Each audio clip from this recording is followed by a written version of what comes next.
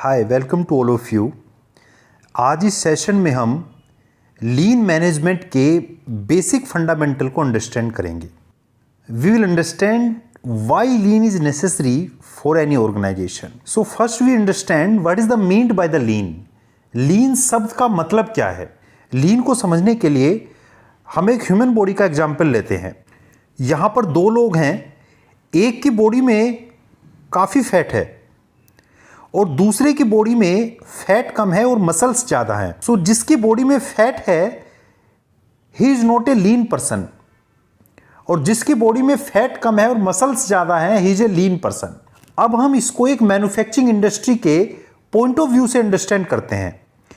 एक manufacturing setup के अंदर what is the fat and what are the muscles. जो हमारी नॉन वैल्यू एडिंग एक्टिविटीज़ हैं, जो हमारे वेस्टेज हैं, जो मूडाज है, दैट इज द फैट। और मसल्स क्या हुई? मसल्स मीन्स जो हमारी वैल्यू एडिंग एक्टिविटीज हैं, जिसका कस्टमर हमें पे करता है, जो हमारे प्रोसेसेस हैं, जो हमारे ऑपरेशंस हैं, दीज आर द मसल्स। सो जैसे एक ह्यूमन बॉडी के अंदर जितने ज्यादा मसल्स होंगी वो उतना ही ज्यादा लीन होगा। इसी तरह से एक मैन्युफैक्चरिंग सेटअप के अंदर वैल्यू एडिंग एक्टिविटी जितनी ज्यादा होंगी वो उतना ही लीन होगा। अब हम साइंटिफिक एंड मैथमेटिकल बिहाफ पर कैसे कैलकुलेट करेंगे कि कोई मैन्युफैक्चरिंग सेटअप कितना लीन है। हमारे मैन्युफैक्चरिंग सेटअप के अंदर एक लीड टाइम होता है। लीड टाइम हम किसको बोलते हैं कि कस्टमर ऑर्डर हमें जिस डेट में मिला उस डेट से जिस डेट में हमने कस्टमर के ऑर्डर को डिस्पैच किया उनके जो बीच का टाइम होता है that is the lead time. So सबसे पहले हम लीड टाइम की कैलकुलेशन करते हैं, customer order to customer dispatch. Lead time के बाद हमारा सेकंड होता है प्रोसेस टाइम। प्रोसेस टाइम हमारा होता है कि हमारे मैन्युफैक्चरिंग सेटअप के अंदर उस ऑर्डर को एग्जीक्यूट करने के लिए जो जो ऑपरेशंस, जो जो प्रोसेस हमारे हो रहे हैं उन सब के टाइम को हम सम करते हैं। सो उन सब टाइम को सम करने के बाद जो हमारा टाइम निकल कर आता है वो हमारा प्रोसेस टाइम होता है। सो लीन इफिशिएंसी अगर हमें अपने मैन्युफैक्चरिंग सेटअप की कैलकुलेट करनी है, सो प्रोसेस टाइम को जब हम टोटल लीड टाइम से डिवाइड करेंगे तो हमारे सिस्टम की लीन इफिशिएंसी कैलकुलेट होती है। अब हम इसको एक केस स्टडी के थ्रू अंडरस्टैंड करते हैं। हमारा एक सीट मेटल इंडस्ट्री है। सीट मेटल इंडस्ट्री में सबसे पहले हमें कस्टमर से मंथली सेल्स प्लान मिला। क्या क्या प्रोडक्ट कस्टमर को हमें इस मंथ में या एक स्पेसिफिक टाइम पीरियड के अंदर क्या क्या प्रोडक्ट, कितनी क्वांटिटी उसको चाहिए, वो कस्टमर ने हमें सेल्स प्लान दिया। इस सेल्स प्लान के बिहाफ पर क्या रॉ मटेरियल हमें सप्लायर से परचेज करना है वो हमने कैलकुलेट किया और सप्लायर को हमने रॉ मटेरियल ऑर्डर किया। कस्टमर से सेल्स प्लान मिलने के बाद सप्लायर को ऑर्डर करने में हमें 2 दिन का टाइम लगा। सप्लायर को ऑर्डर करने के बाद 5 दिन बाद वो रॉ मटेरियल हमें सप्लायर से मिला।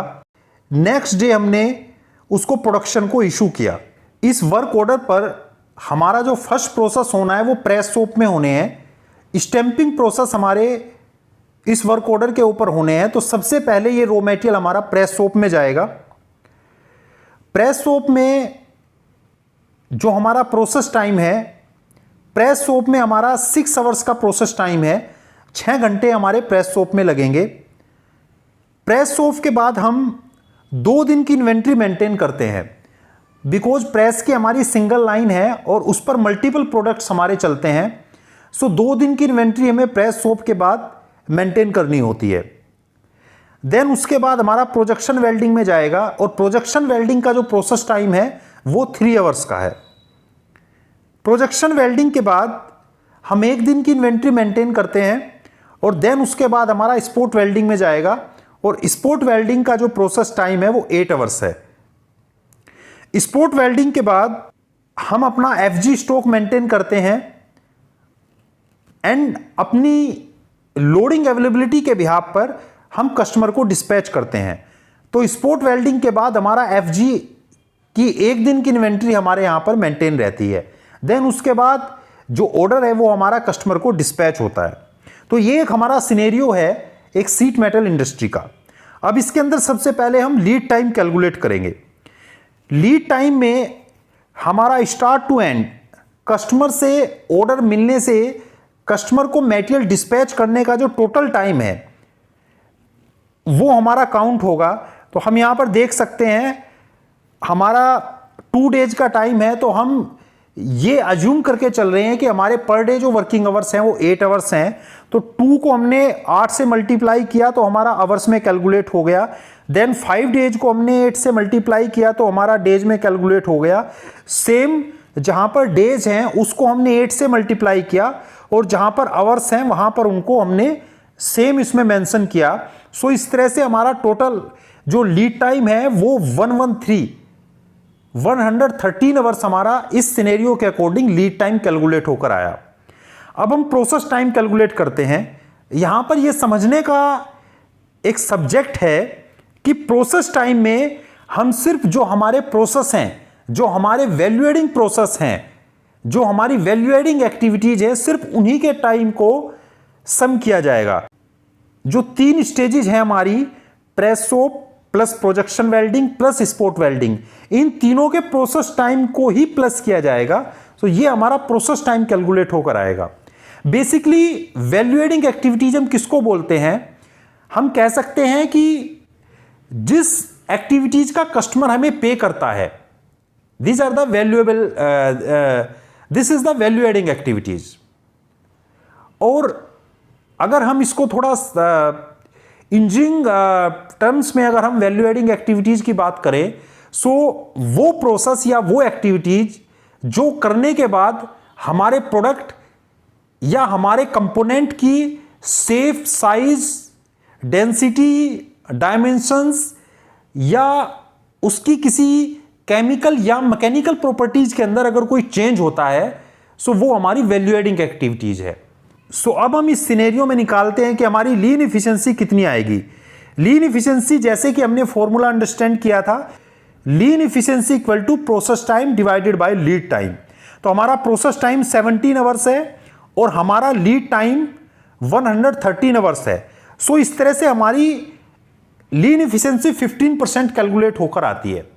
इट मींस हमारे जो सिस्टम की जो इफिशिएंसी है, लीन इफिशिएंसी जो है, हमारा सिस्टम 15% लीन है। सो अभी ये बड़ा सरप्राइज लग रहा होगा कि इट मींस हमारे सिस्टम के अंदर 85% नॉन वैल्यू एडिंग एक्टिविटीज है। यस। अब नॉन वैल्यू एडिंग एक्टिविटीज के अंदर भी 2 कैटेगरी आ जाती हैं। एक हमारी ENVA होती है, essential non value adding activities, या जिनको हम necessary non value adding activities भी बोलते हैं।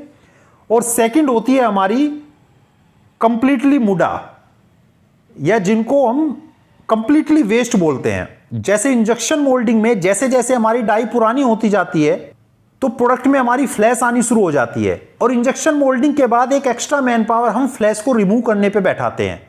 सो वो कंप्लीटली मुडा है, वो फुल्ली वेस्ट है। इसी तरह से मशीनिंग प्रोसेस के बाद हमारा बर आने लगते हैं, तो बर रिमूविंग के लिए हम एक्स्ट्रा मैन पावर यूज करते हैं, वो हमारा कंप्लीटली वेस्ट है। अब ये लीन इफिशिएंसी कैलकुलेट करने से हमें पता चलता है कि हमारे सिस्टम के अंदर 85% नॉन वैल्यू एडिंग एक्टिविटीज हैं। अब इस 85% में कुछ हमारी ENVA होंगी, essential non value adding activities होंगी, जिनको हम कम नहीं कर सकते, बट कुछ हमारे कंप्लीटली वेस्टेज होंगे जो कंप्लीटली हमारे मुडाज हैं। तो हमारा टारगेट होता है कि 85% को हम कितना कम कर सकते हैं through the automation, through the layout modification, through the kaizens. तो डिफरेंट लीन टेक्निक्स के थ्रू हमें इस लीन इफिशिएंसी को इंक्रीज करना होता है। अगर आपको वीडियो पसंद आया हो तो चैनल को शेयर एंड सब्सक्राइब करना ना भूलें। Thank you.